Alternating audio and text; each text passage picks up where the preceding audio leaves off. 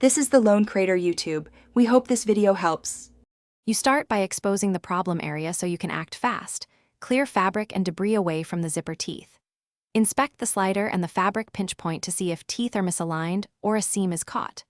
Once done, position your tools where you can reach them: small tweezers, a blunt awl, and a lubricant like graphite or silicone.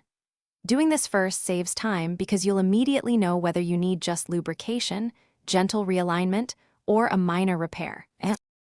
You now focus on freeing the slider. Hold fabric taut and wiggle the slider gently up and down a few millimeters to release tension.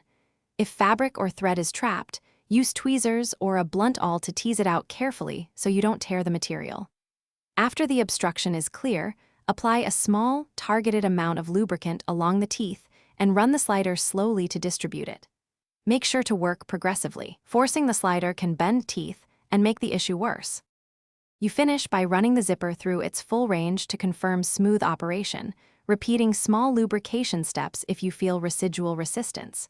If the slider is misshapen or the teeth won't mesh, replace the slider or realign teeth with a pair of pliers. Crimp the slider gently to restore grip. Make sure to stitch or add a new stop at the end to prevent the slider from coming off. Troubleshooting tip: if pins won't budge, replace the slider before forcing. Thanks for watching. Consider subscribing if we helped you.